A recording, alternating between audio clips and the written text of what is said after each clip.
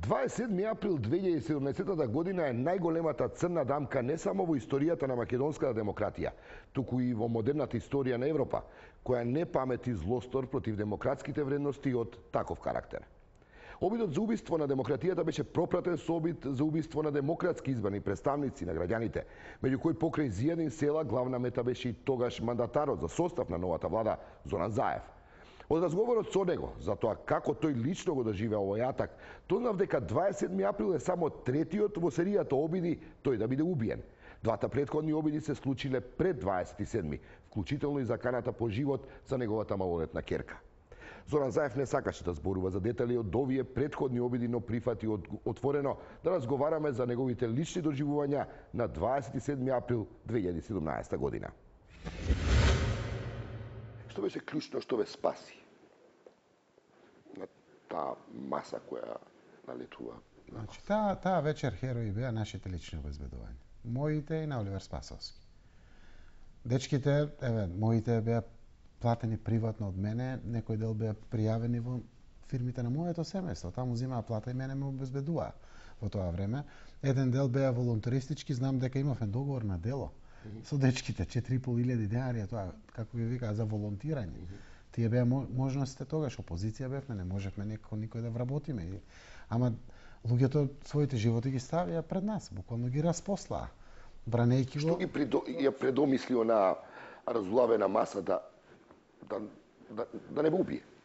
Отпорот на луѓето што беа пред нас и нашиот заеднички, заради тоа што ние се боревме, го гледавте Максо таму како се бори, Благојче Бочварски, Љупче, Тала тука беше со нас, другите, ја заедно и они. Дали обезбедувањето испукува од пиштолот? Дали се консултираа со вас дали да пукате? Да. Полицаецот кој што го вади пиштолот, прво консултира лично со мене. Веројатно министерот Спасовски беше на друга страна, но овој полицаец беше лично до мене и вели председателят согласно закон. Ја искористувам можноста да знаете да предупредам. Тоа ми е обврска. И викам, како е по закон, така постапите. И он го дига пиштолот буквално како по книга.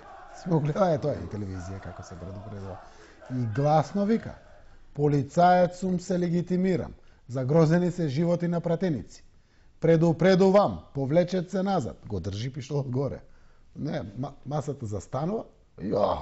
Буквално како сме гледале видеоигрички или не знам филмови, како зомбите напаѓаат. Така е, буквално како и само застанува и продолжува и човекот испукува еднаш во воздух. По процедура си остава во контрола и повторно се подготвува. Пишмари? Веројатно тоа влијае подсвесно, психолошки. Веројатно. Тука застана? Влијае на полицајецот. Што се случи во тој момент? Сашко, полицајецот Сашко, сега што е началник на 6-та управа, и вадењето на пиштолот надвор. Која предупредува, легитимира и кажува полицајецот, ве молим, повлечи се назад. Веројатно и тоа влијае. Луѓе се. Сите, што и да е на крајот. И веројатно влијае отпорот. Физичкиот отпор што е даде таму. И најверојатно немале до крај храброст. Таа е завршет работата. Се правеле петели, таму кај што се договарале. Го забележавте ли вие Игор Јук, кој ние го видовме на видеото? 2 сата и 15 минути борење. Не да сум забележал, јас до крајот на мојот живот, како излегува фацата. Знаевте дека он бара позиција да... Знаев и тој и други. Не сум знаел кој тоа. Имаше и други. Значи ги гледате, пред вас е обезбедувањето и преку нив ги гледате. И сега они само се разместуваат на позициите. Знаете како гледате дали имате слободен простор кој да фрлите. Така е тоа разместување. И го гледате. И само не знаете кој момент посегнува и отстрелува. Веројатно е тоа и го гледате. И не само преку тоа, бам, ударате, јас имав 13 удари по главата. И во косата во делот беа многу на сите страни, значи не е само ова или ова, како делот на лузните, но од сите страни и до ден денеска овие лузни ги имам. И нема што, ама тоа беше присутно кај сите. Заради тоа што тоа додека се случува, се мава со секој можен предмет, од сталактите за камерите, до шипки од корнете од масите. Имате и метални делови покрај дрвината, па делови од столици, па столици цели. Вие стоите околу вас обезбедувањето, на изразот на лицето ви се гледа дека сте, не знам, вие може најдобро да ми кажете кое е чувството кое го имате, бидејќи она што го изразувате фацијално е израз на јака емоција. Но каква? Јас сум само обичен човек. Јас сум во моментот исплашен за мојот живот. И тоа е многу нормално. Што ми минува низ главата? Но јас сум исто така во тој момент лидерот, кој што треба да стане премиер и треба да охрабри се околу себе. И затоа веројатно ги видовте сликите, вака, подготвен, мавајте, тука сме, нема проблем. Не попуштаме, по цена на животите, по цена на животите. Но во суштина во душата, стравот за губењето на животот е присутно веројатно кај секој. И тоа е многу природно чувство. Што ми минуваше низ главата? Најверојатно. Во главата ми минуваше... Паметете ли некоја Не, епизода? една работа знам, веројатно и кај колегите, чест. Чест на личноста да не падне. Ако се погине, ако се изгуби животот, честно тоа да се направи. Тоа поминуваше и секако обидов да се заштити животот. Со што и да. Затоа дигате рака, затоа се браните, веројатно тоа е инстинктивно. Едно време вие стоите, не реагирате, практично не мрдате, стоите и ги И мават. гледате. Не, вие сте пред вас обезбедувањето, масата е близко до вас, има еден лик кој на вас урла, вика, не знам што не, вие стоите мирен. Така. И во тој момент очекувате цело време нека помине, бране, ќе влезе полицијата. Не влегува таа пуста полиција, знаете. Моментот кога сте вие таму, има други пратеници во салата. Предпоставувам, слушате гласови, пискања, жени кои се над. Ги гледавме на терасата надвор. Како напаѓаат на таа куќарката каде што преводот Се веројатно. сплашивте ли дека некој друг е убиен? Апсолутно, апсолутно. Значи, еден дел од жените пратенички не беа тука со нас, беа горе на терасата, дел беа надвор. И не знаете веќе што се случило со нив. Кога го гледавме телото онесвестено на господин Зијадин Села, ние сите знаевме дека е мртов во тој момент. И постојано зборовите кои што доаѓаа, вика, другарти Села губивме, ти си следниот. Тоа ви го кажа некој? Би рекна неколку пати, неколку луѓе. Значи по неколку пати. Па ви го Ти си повторува. следниот, постојано, ти си следниот. Дека те бранат, до кога ќе те бранат, ќе видиш. Ќе дојдеме, вечера ние до тебе, ќе дојдеме и ти си следниот. И останувате и се браните, нема нешто друго. И овие чинови на чекање, на удари, на подготвеност на се, буквално беа пркос. Многу важно е, веројатно тоа е човечко чувство. Дури живот да се загуби, честно тоа да биде. Значи да не се изгуби достоинството, тоа е многу важно. Моите деца тоа ќе го гледаат, моите сопартници тоа ќе го гледаат, моите сограѓани тоа ќе го гледаат. И јас се залагав многу храбро за еден процес претходно. Ви се налутија ли жената и децата што се ставивте во една ситуација да просто, ако можам така да кажам, ги напуштате за нешто, за некоја друга кауза, каде што семејството станало очигледно поневажна кауза. Моето семејство целиот овој период помина из неколку видови трауми. Јас не сум зборал во јавноста и никој пат нема да зборам во јавноста, заради тоа што сум верувал и до ден денеска Сега верувам. да кажете беа изложени членови на вашето семејство исто така Од на почетокот на бомбите, буквално политичките бомби, до 27 април, буквално. И јас сум горд на моето семејство. Значи, толкова разбирање никој пат не сум се надевал. Имаат право да бидат себични за својот сопруг, за својот родител дома, за својот син, за својот брат. Такво семејство имам јас. Но апсолутно беа горди, а лутината ја гледав. Значи, кој ти дал за право? Извини, ти си и татко, ти си и сопруг, ти си и имено, син. тоа е. Да, ама веројатно чувството на родолюбство, на татковината, на потребата, верувавме ние во таа кауза, слобода и демократија. Кога излеговте од собранието, представувам се Вербата јавивте нив. прво нив. Да. Што ви рекоа? Дали си жив и здрав? Значи, се завршили ова што го гледавме? Безбеден ли си? Тоа што секој член на семејството го прашува. Предпоставувам тоа е голем стрес за нив. Сигурно. Сигурно, јас многу граѓани... Има ли последици денеска тоа во кај нив, во односите меѓу вас, во семејството? Има позитивни последици, веројатно повеќе се сакам. Без ближи. Веројатно повеќе си сакам децата мене, јас сопругата, мајка ми, брат ми, знаат сите кои што сме едно семејство, моите братовчеди, ние живееме сите во исти дворови со различни куќи. Со се, јас сум горд, веројатно таков вид на семејство би сакал секој да има.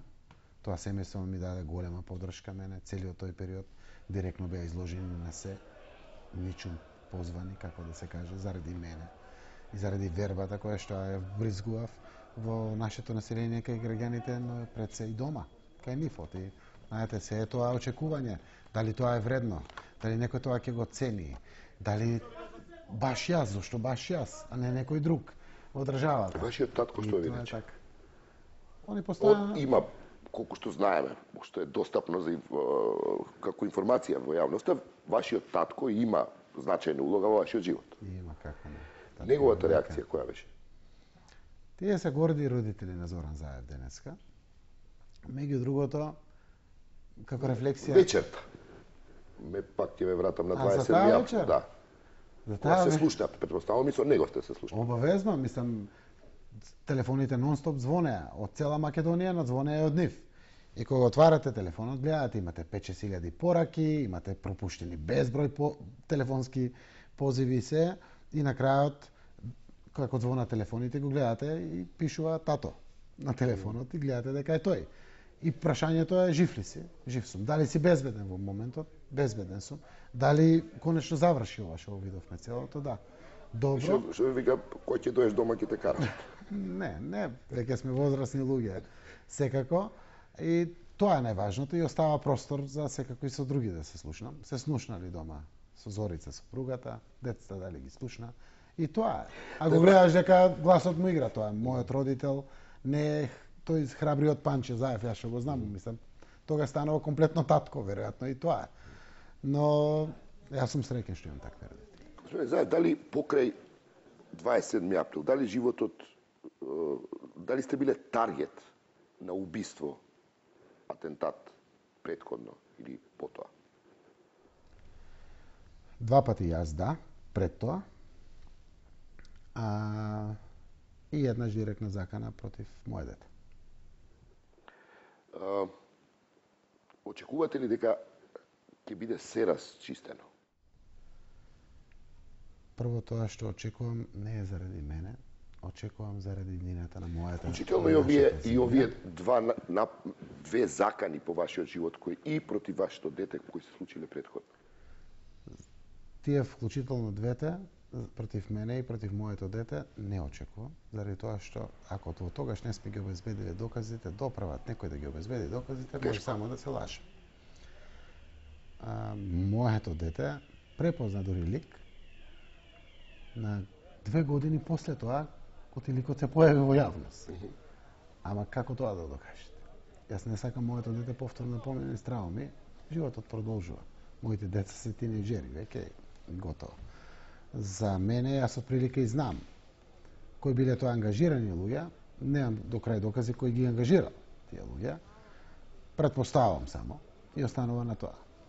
Немате време да се вратите цело време на тоа и да гледате кон едината. И тука не очекувам на тоа кај што постојат докази, за 20 дни постојат докази. Очекувам да се расветли до крај, односно секој да си носи одговорност ако се урушил по закон. Дали се плашите понекогаш, премиер? Дека може да бидете, да ви се случи судбината на Џинџи, реформатор кој за жал заврши така како Ако некој намерачил да прави нешто со Заев како Џинџич, тоа ќе го направи. Нема такво обезбедување на свет. Веројатно што може тоа да го спречи. И заради тоа може да видите се плашите ли понекогаш? И заради тоа може да видите Зоран Заев како води мотор по патиштата, мотор по планините. Ама со обезбедување ли сам? Не, јас сум сам. Полициска кола позади нас оди, односно тоа е цивилна полициска кола која што оди. Значи нема тоа гарди пред мене, предходници, па снајпери, па не знам. Не, апсолутно не. Заради тоа што во моментот кога ќе го живеам животот во страв, тогаш нема живот. Еден од одговорните за безбедностите проценки во редовите на Социјалдемократскиот сојуз беше Оливер Спасовски, кој пред изборите во декември 2016 година беше министер за внатрешни работи во така наречената Пржинска влада. Во разговорот кој го имав со него, тој вели дека постоеле информации за подготовки на сценарија за нарушување на безбедноста, но не и такви, дека се подготвуваат убиства.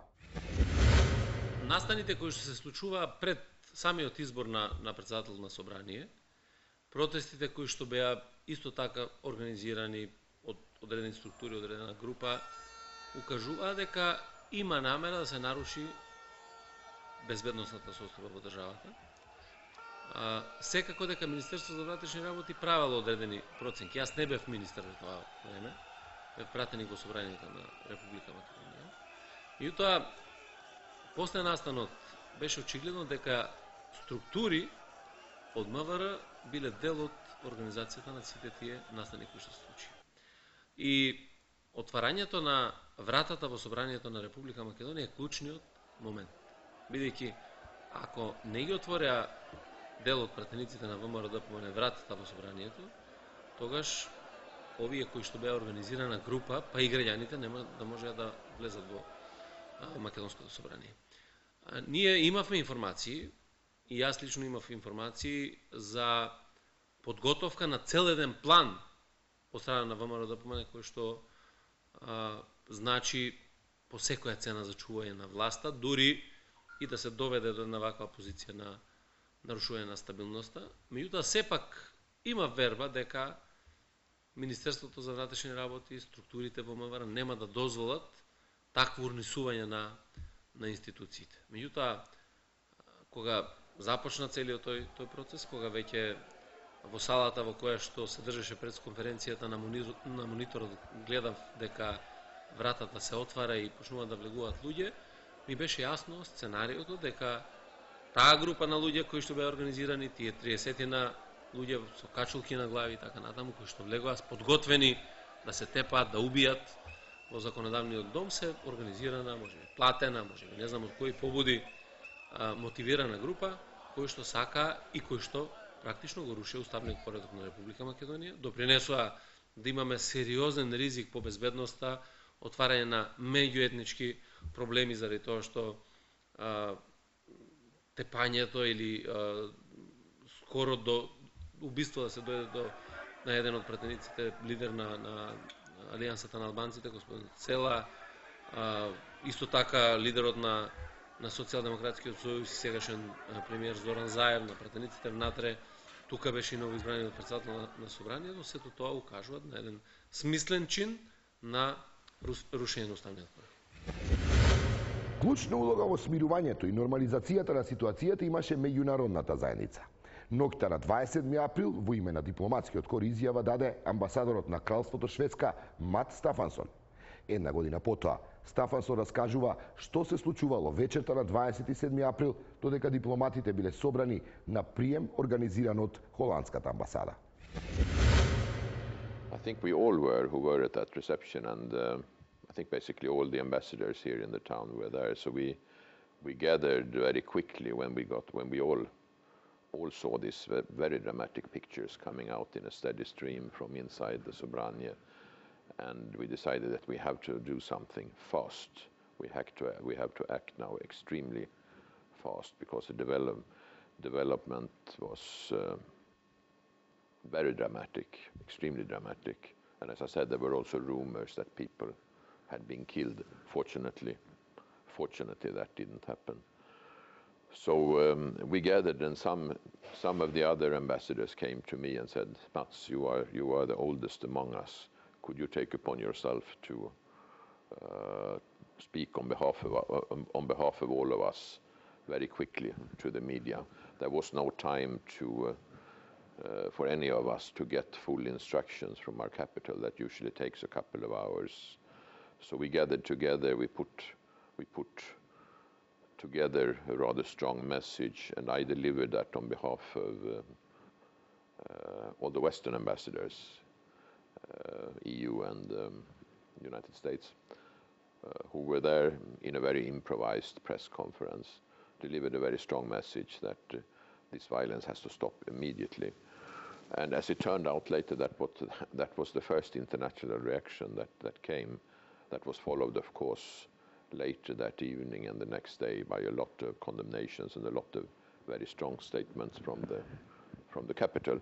But this was, I think, the first reaction that came out.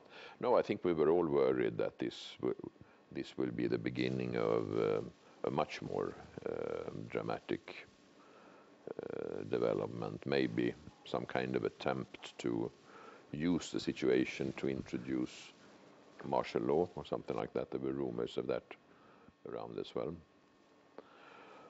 Fortunately, it didn't happen. It was dramatic enough, and I would say it's a shame on the Macedonian democracy. It's one of the biggest shames I think you have experienced in the rather short history of your country. That, together with the events of 24th of December 2012, when the opposition and media was thrown out of parliament, those are two really black stains, I think, on the reputation democracy.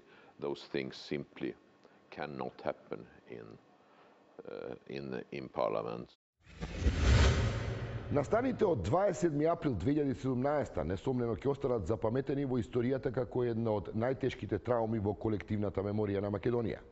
Дали оваа траума ќе се искористи како лекција Македонија да не дозволи никогаш повеќе да ѝ се случи ваков шок, зависи од исходот на истрагата и судскиот процес, кои за овие настани мора да утврдат прецизно кој, како и зошто сакаше да ја уништи македонската држава на 27. април 2017 година.